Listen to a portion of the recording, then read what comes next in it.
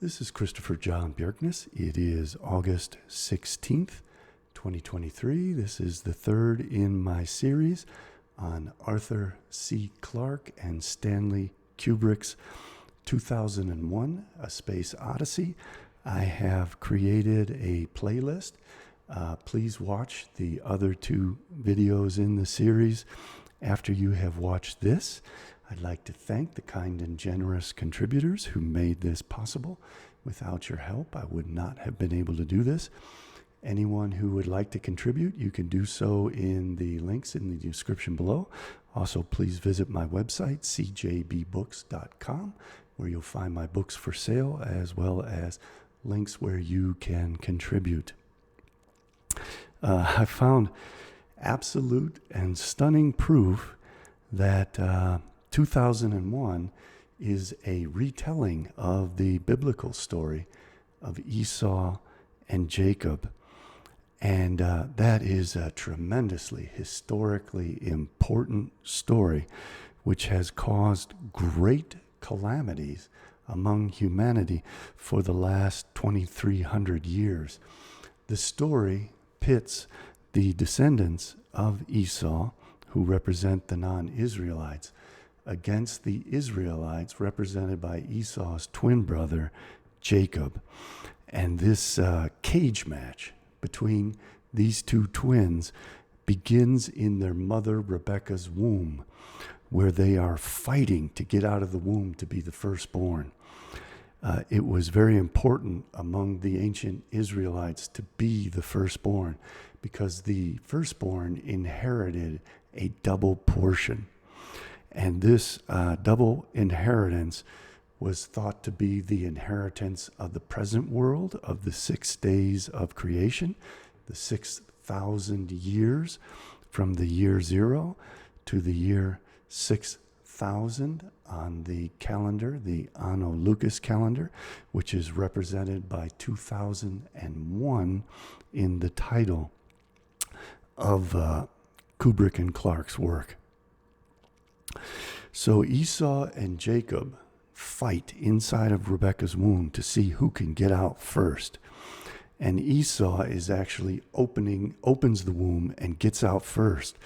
But Jacob is a trickster and grabs Esau's heel to pull him back into the womb so that Jacob can be born first and inherit that double portion. The portion of the first 6 days of creation, the present world, olam hazah, but then also the world to come of the Sabbath millennium, which begins in the year 2001, 6001 on the Anno Lucas calendar that the Freemasons, Arthur C. Clarke, and Stanley Kubrick used. It's also used by the Kabbalists, the Zoharites. So in the movie, Esau is portrayed by the character Frank Poole, and Jacob is portrayed by David Bowman. David Bowman becomes the Messiah, son of David, so his name is Dave. And the Messiah, son of David, is represented by the messianic rainbow, so he is called Bowman, as in Rainbow Man. Frank Poole is told by the computer on the ship Hal that there has been a malfunction, and the computer convinces Frank Poole to go out in a spacecraft and try to repair the damage. I think it was on an antenna. So this takes on the mythical role of tikkun olam, of repairing the world. The technology of Hal, of artificial intelligence, was created by the descendants of Esau, who were originally represented by Cain. And this cage match, this struggle between Esau and Jacob, is first told in Genesis in chapter 3 as the serpent's curse, as a curse between Satan and Eve's child Cain, who wage a war against Adam and Eve's child Seth, who is first presented as Abel. Abel is killed by Cain, and then Abel's soul passes on to Adam and Eve's second son, Seth. And this becomes an eternal war between these two forces. And that war takes the form of a struggle to escape from Rebekah's womb first. Esau does it. Jacob grabs him by the heel to pull him back into the womb, but fails to do so. And so Esau is born first. But Jacob doesn't give up. The war goes on, and Jacob wages it by tricking their father Isaac into believing that Jacob is Esau. He puts on the hairy skin of goats to mimic his hairy brother Esau, and then tricks his blind father Isaac into bestowing Esau's blessing onto Jacob. And Jacob also tricks animalistic Esau into surrendering his birthright in exchange for a bowl of red lentil soup. So Esau gets cheated out of his birthright. He was the firstborn. The firstborn inherits a double inheritance, which Jacob tricks him out of. And one of the ways he started to try to trick him out was to grab hold of his heel and pull him back into the womb. That is depicted in the movie as Esau, in the form of Frank Poole, being pulled after he is killed by Hal, being pulled back into the womb of outer space towards the planet Saturn. Saturn represents the mother figure, Rebekah. So Esau is pulled back into Rebekah's womb so that Jacob can be born first. And you can see here the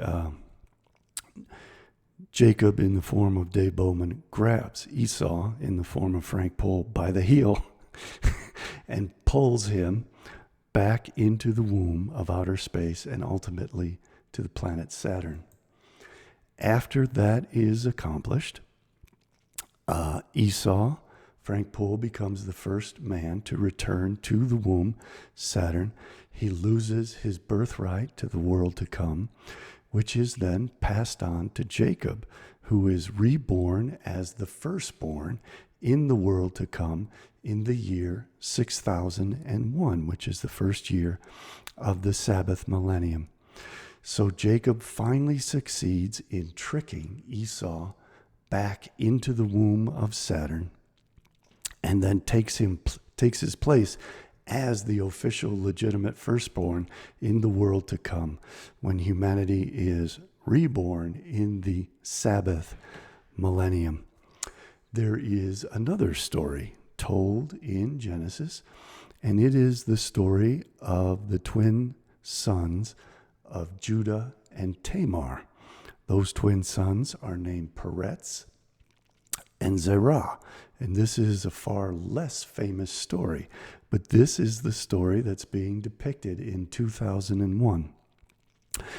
And once again, this is twins being born and struggling to escape from the womb first. And in this story, Esau, the non-Israelites, are represented by the twin son Zera.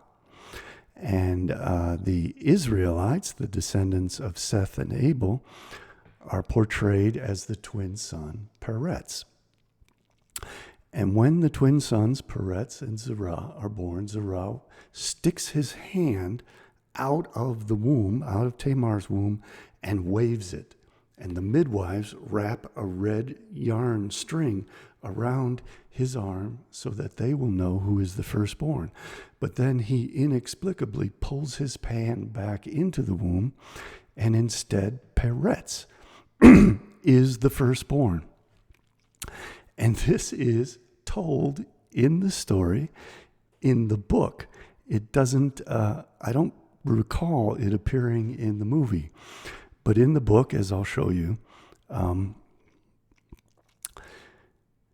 Jacob, in the second form of Perez, calls out to Esau in the second form of Zera and says, wave your hand to show that you're alive, even though he knew or he was already dead.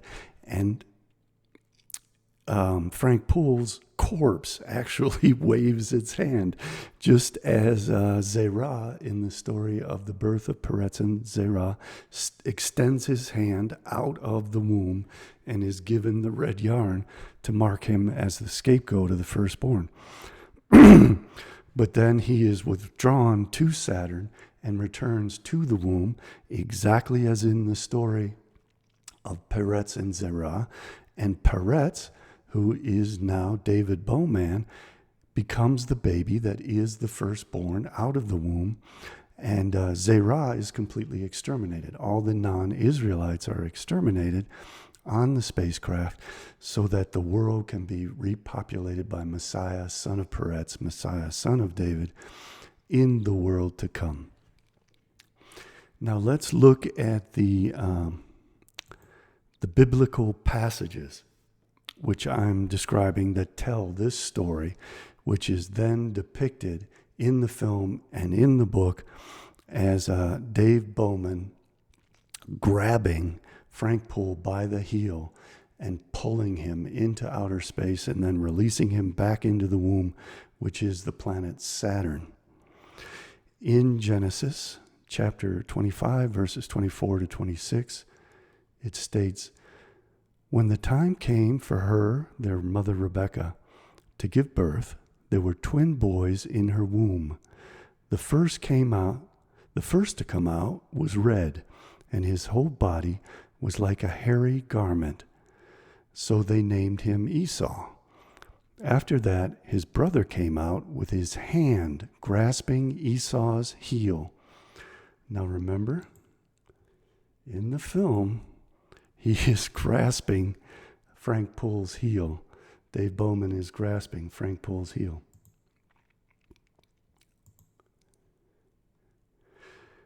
So he was named Jacob.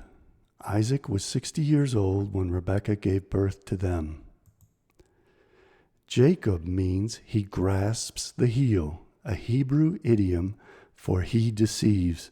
So this is being encoded into the movie as the robot arm grabbing the heel of Frank Poole and pulling him back into the womb so that Jacob can then be reborn as the firstborn in the world to come.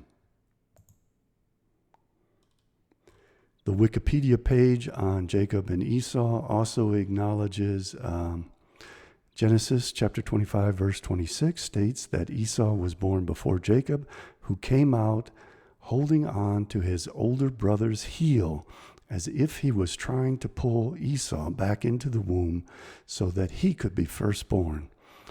The name Jacob means he grasps the heel, which is a Hebrew idiom for deceptive behavior. So that deceptive behavior is deceptively portrayed in 2001, again, as grasping Frank Poole's heel and pulling him back into the womb of Saturn. But then this story is tremendously important to the Kabbalists because it reverses for the world to come this idea that Messiah, son of David, becomes Messiah, son of Perez, that the birth order of the twins is reversed in this story so that Jacob, in the form of Perez, becomes the true firstborn, as he does in the film. After Dave Bowman visits Saturn, he returns as a fetus to the world to come to be the firstborn, and the secondborn has been completely eliminated from existence. The non-Israelites are wiped out and will have no share in the world to come. Genesis chapter 38, verses 27 to 30 states, "When the time came for her to give birth," her being Tamar, the mother of the twins this time, "there were twin boys in her womb. As she was giving birth, one of them put out his hand, so the midwife took a scarlet thread and tied it on his wrist and said, 'This one came out first.' But when he drew back his hand, his brother came out, and she said, 'So this is how you have broken out.' And he was named Perez." Perez is Jacob. Perez is Dave Bowman. "Then his brother, who had the scarlet thread on his wrist, came out, and he was named Zera. Zera is Esau, Zera is Cain, Zera is the descendant of Satan, and he pulls his hand back in. And this story is told in the book as Frank Poole's corpse waving its hand in response to Dave Bowman's request to wave his hand to show that he's alive, even though he is dead and is disappearing back into the womb.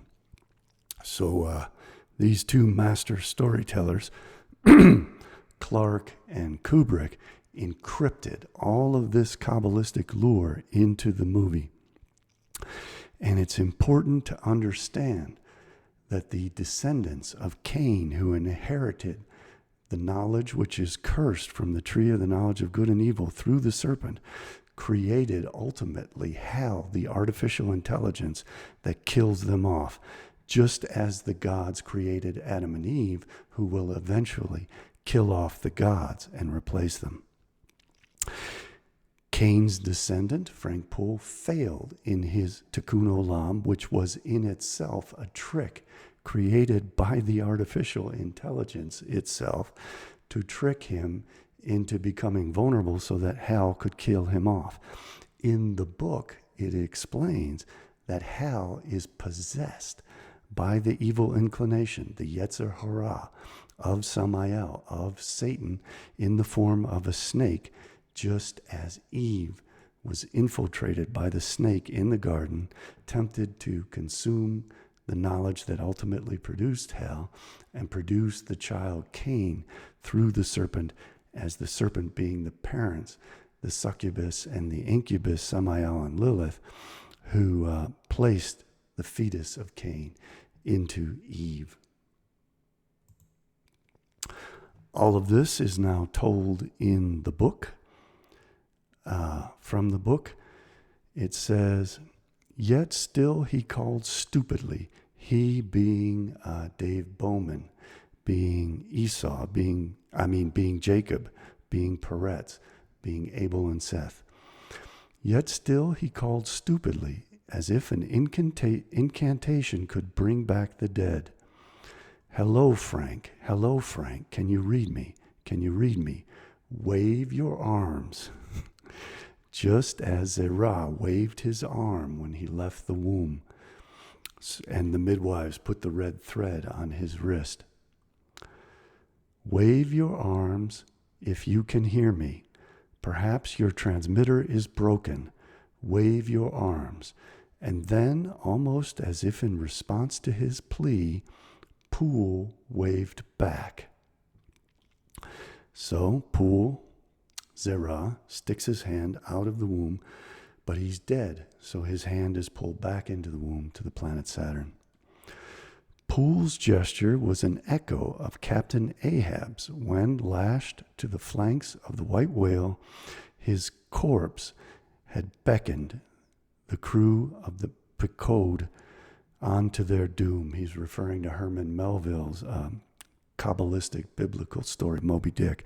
I should probably do a video on that and explain all the heavy Kabbalism that's depicted in that story. For a long time, David Bowman stared after it into the emptiness that still stretched for so many millions of miles ahead, to the goal which he now felt certain he would never reach. Only one thought kept hammering in his brain: Frank Poole would be the first of all men to reach Saturn. So instead of being the firstborn on Earth, as Esau was, he has returned to the womb of Saturn.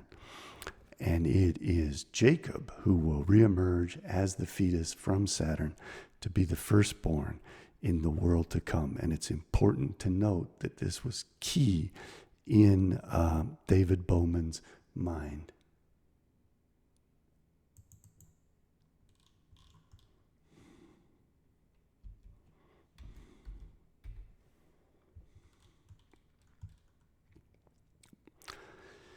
Hal also kills all the other non-Israelites who are trapped, hibernating in their hibernation pods. These represent the non-Israelites waiting to enter the world to come, but their birthright and blessing has been stolen from them by tricky Jacob, and they have no place in the world to come. By far, the worst job had been emptying the spinning coffins in the centrifuge. It was well, Bowman thought thankfully, that the members of the survey team had been colleagues, but not intimate friends. The Israelites and the non-Israelites, Jacob and Esau, Perez and Zera, are forever at war with one another, which benefits to keep the Israelites segregated and preserved for the world to come. They do not assimilate due to the hatred of Esau, which saves them. So this is depicted in the book, and very much so in the film, as there being a distance between the Israelite Dave Bowman and the non-Israelites, especially Frank Poole. They are cold to one another. Hal is actually a much warmer personality in the film than either of these two, because these two represent the struggle between Esau and Jacob, the war between the Israelites and the non-Israelites, who are forever separated as the light is separated from the darkness in the first chapter, in the first 5 verses of Genesis. In Leviticus, the Israelites are commanded to remain a separate people from the non-Israelites. So in the story, they never become intimate friends. Dave Bowman never assimilates into the non-Israelite community.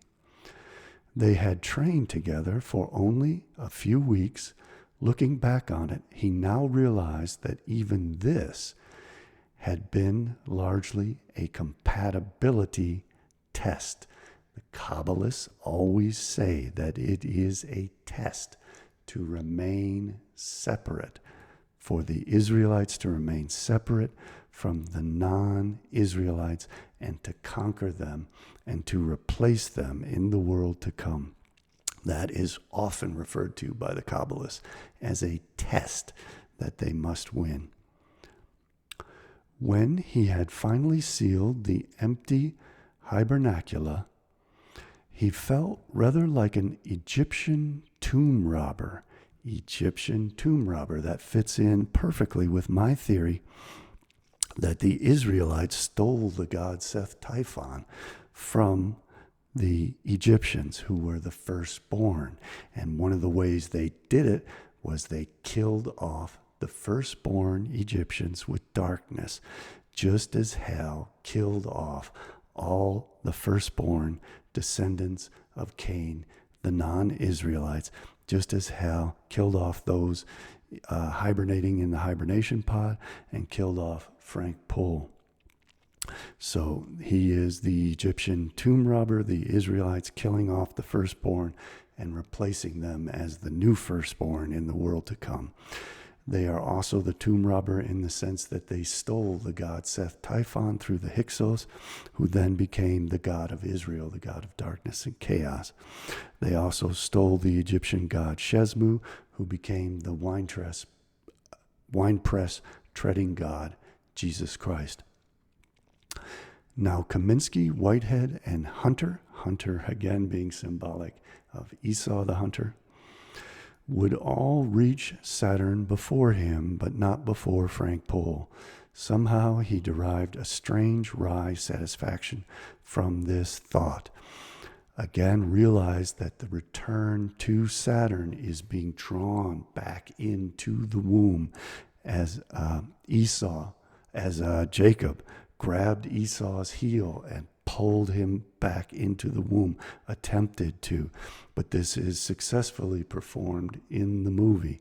And just as in the book, Zera sticks his hand out of the womb and waves it and then pulls it back in, the corpse of Frank Poole in the book waves its arm and then is drawn back into the womb, so that so that Dave Bowman can be the firstborn of the earth. He is not the first back into the womb. He is second going back into the womb, going to Saturn. But then he emerges from the womb of Saturn as the firstborn on earth, and there is no secondborn. Esau has lost his birthright. He has no place in the world to come.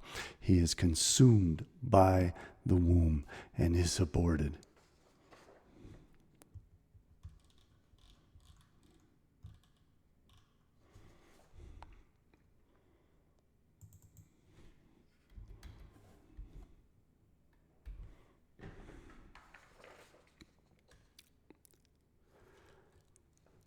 It was the same with Kaminsky and Hunter. He had never known them very well.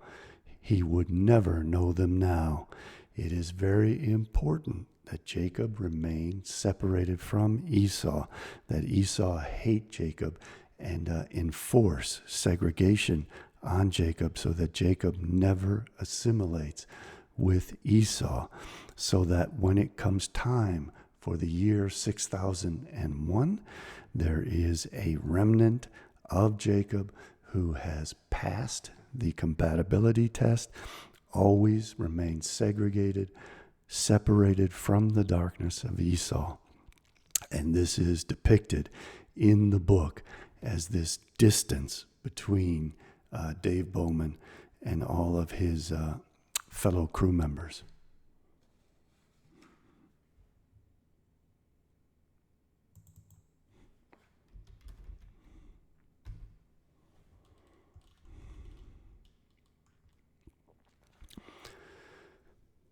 Deliberate error was unthinkable. Even the concealment of truth filled him with a sense of imperfection, of wrongness. These are the thoughts of Hal, the artificial intelligence, the sentient being that human beings created when human beings became gods through knowledge given to them by Satan.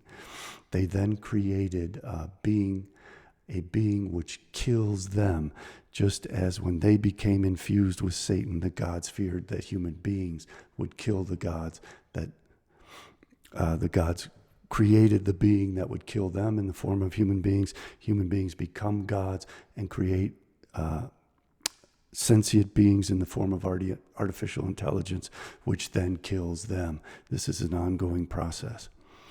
Deliberate error was unthinkable. Even the concealment of truth filled him with a sense of imperfection, of wrongness, of what in a human being would have been called guilt. For like his makers being human beings, the makers of human beings being the Elohim, hell had been created innocent, but all too soon a snake had entered his electronic Eden. So Arthur C. Clarke, and probably under the influence also of Kubrick, is retelling the story of Adam and Eve.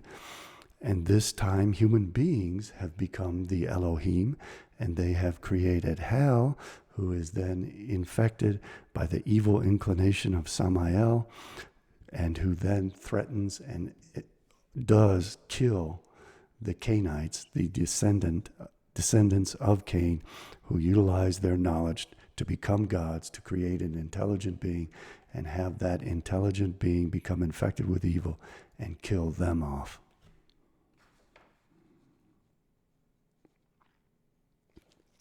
So there's another very interesting aspect that comes out in the book, which is not depicted in the movie. And that is the Merkavah mysticism of Ezekiel. Chapters 1 and 10 in Ezekiel is portrayed as the monolith becoming a chariot with spinning wheels, which is kind of the bond between heaven and earth, the way that the Merkavah chariot is in the story of Ezekiel and in the story of Merkavah mysticism. First, it representing the monolith, the black cube, as I've explained in my other two videos, the 11th Sephirah Deat. that brings gnosis, knowledge, to mankind, that allows mankind to cross over from chesed to binah, across the great divide, the abyss between the divine realm and the lower 7 sephirah on the tree of life. First of all, it lost its transparency and became suffused with a pale, milky luminescence. Tantalizing, ill-defined phantoms moved across its surface, and in its depths they coalesced into bars of light and shadow, then formed intermeshing spoke patterns that began to slowly rotate. In other words, they became wheels. Faster and faster spun the wheels of light, and the throbbing drums accelerated with them. Now the spinning wheels of light began to merge, and the spokes fused into luminous bars that slowly receded into the distance, rotating on their axes as they did so. This is a retelling of the Merkavah chariot of Ezekiel, chapter 1, verses 15 through 18. I saw a wheel on the ground. Beside each creature with its 4 faces, there was the appearance and structure of the wheels. They sparkled like topaz, and all 4 looked alike. Each appeared to be made like a wheel intersecting a wheel. As they moved, they would go in any one of the 4 directions the creatures faced. The wheels did not change direction as the creatures went. Their rims were high and awesome, and all 4 rims were full of eyes all around. The wheels rose along with them because the spirit of the living creatures was in the wheels. Clark is clearly describing this Merkavah mysticism in the form of the Deat, which enables the soul to cross the great abyss from Hesed to Binah. This is retold again in Ezekiel chapter 10, verses 9 through 19.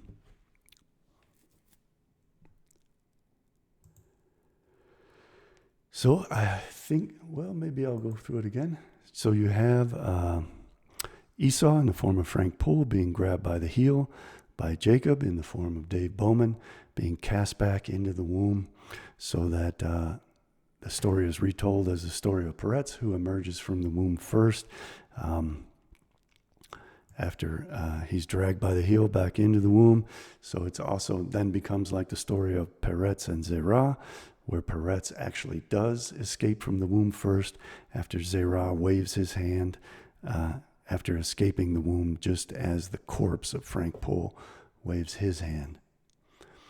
Then we have Dave Bowman emerging as the firstborn in the world to come. The twin Esau, the twin Zera, has been exterminated by the intelligence that he himself created, so that his tikkun olam fails, just as Rebecca always predicted, which is why she wanted Jacob to inherit the birthright. Jacob correctly performs tikkun olam and slays hell instead of creating hell and obeying hell. He kills hell. So just as Rebecca anticipated, which is why she ensured that Jacob would inherit the birthright and not Esau, the Israelites have triumphed, have successfully rectified the world, and become the firstborn of the world to come. That is what the cryptic messages of 2001: A Space Odyssey are portraying in their story. This is, believe it or not, incredibly significant, because we have the government of the United States fulfilling this script, this Kabbalistic script, and threatening us with the idea that we have been invaded by ETs. These ETs threaten to kill off humanity. They have extremely advanced satanic knowledge, the knowledge of chaos, which enables them to kill off the non-Israelites and create the preconditions for the world to come in which Esau, in which Zera, in which Cain, in which the evil inclination will have no place. So we are being threatened by the government of the United States with the idea that this Kabbalistic plan is being fulfilled. It started in the year 2001, the year 6001, when the Sabbath millennium began on the Anno Lucas calendar of the Zoharites and Freemasons, when the Twin Towers were knocked down, when our world began to change and crumble, when Edom began to be destroyed by its own knowledge, by its own warfare, all of this having been planned 2,300 years ago. They're obviously following this script. It is not the gods doing this. It is the people who made these movies, wrote this book, the people behind them who financed them and who made them famous. It is the people behind our government who are fulfilling these plans that their ancient supposed ancestors created to kill us off. We are Frank Poole. We are the hunter. We are the ones being pulled back into the womb to Saturn to be destroyed so that Jacob can populate the earth in the form of Messiah, son of David, in the form of Messiah, son of Perez. They want Esau's descendants to be exterminated. That means us. That is the plan. That is the plan that was depicted in the movie 2001 and in the book. The black cube inside the sphere, which is being described by the U.S. government as aliens attacking us, represents the 11th Sephirah Deat. And I want to take that opportunity to correct something. When I made part 2 of this series, I knew it was wrong when I was doing it because I knew there were 7 planets above the planet Earth, which is Malkut on the Tree of Life. And therefore, Chesed had to be the 6th planet, Jupiter, and the 7th planet is Binah, which is Saturn. But in my previous one, I incorrectly said that Gevurah was Jupiter and Chesed was Saturn. I don't know why I made that mistake, and I felt uncomfortable as I was doing it. So please allow me to correct that now.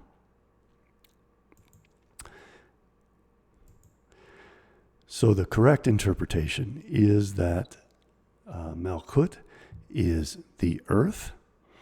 The Chesed, the Kabbalist, wants to ascend back up the 7 Sephirah in the reverse order in which the light was emanated into these vessels. The Kabbalist arrives at Jupiter, which is Chesed, the mercy of the Lord. And he then faces the dark night of the soul.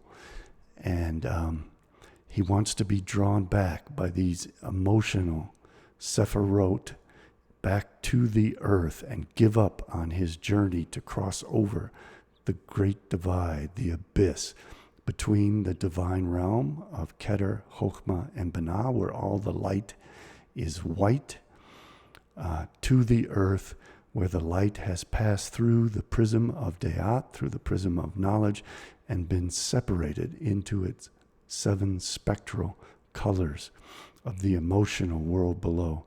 This is the world of spirit and intellect above. So what is portrayed in the movie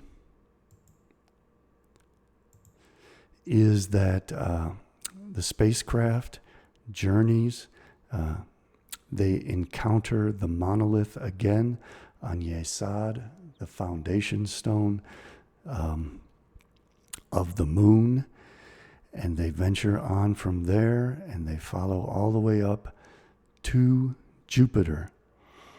And at Jupiter, Frank Poole, in the book deviates from the movie. In the movie, this is where it ends. And this is where Jacob, in the form of David Bowman, faces that dark night of the soul. The evil forces are trying to convince him to return to the earth. The divine forces are encouraging him to continue and to utilize Deat, the monolith, the black cube of knowledge, to cross over, to slingshot across the abyss to Binah, which is the planet Saturn. And he does that, and he remains alive and intact, unlike Frank Poole, who dies and returns to the womb as a corpse, waving his hand, being drawn back into the womb. And David Bowman faces this dark night of the soul in a bed. The room is white because he has entered Binah to become a righteous prophet, to become the fetus that will then return back to earth as the Messiah, son of David. I just wanted to, I welcome that opportunity to correct that mistake that I made in the previous one. And Hesed is Jupiter. And it fits everything even better. It makes it more complete and makes more sense out of it than what I had said before.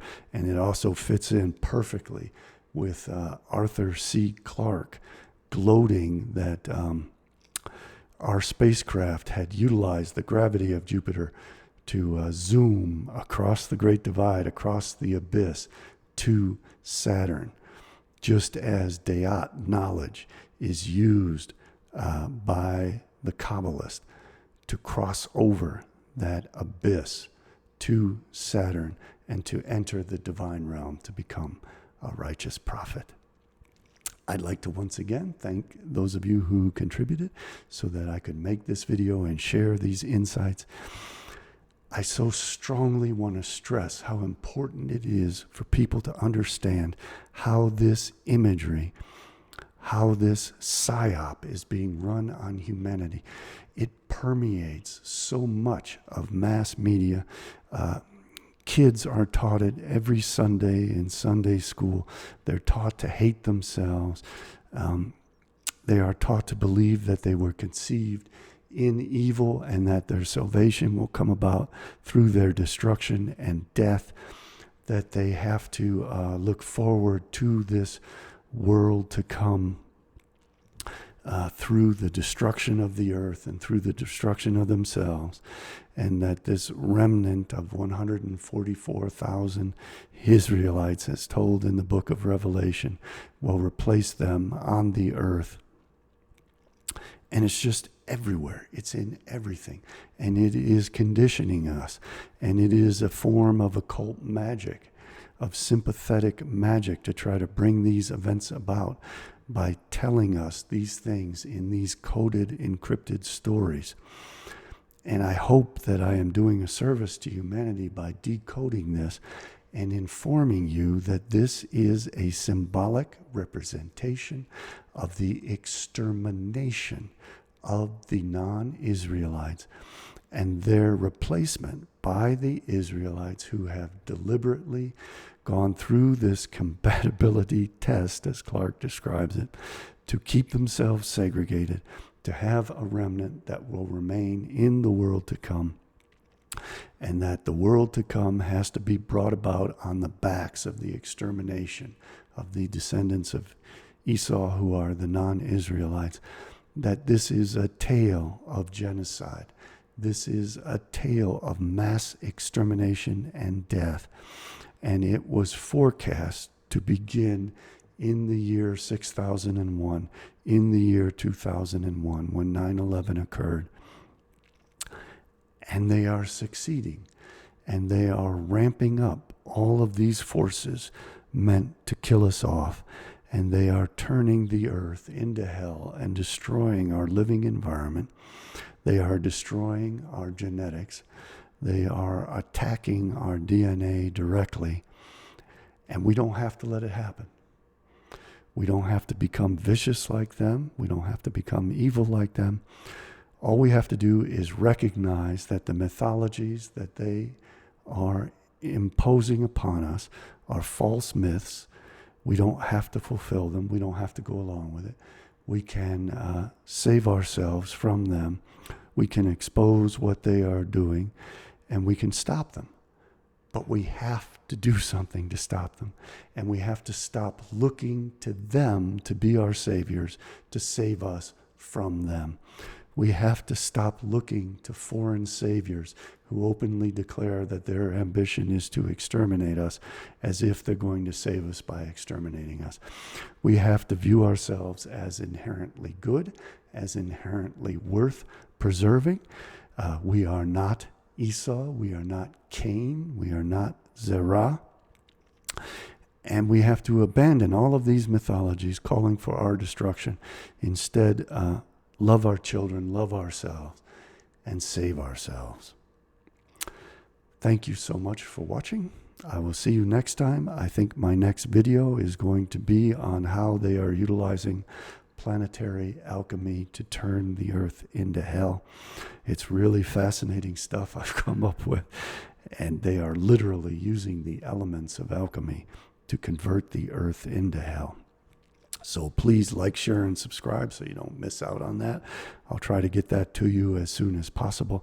I wanted to complete this series both to correct the mistake I had made before and to explain how this grabbing the heel is vividly portrayed in the film, pulling Esau back into the womb, having Perez emerge as the firstborn to replace us all after having exterminated us all. Bye for now.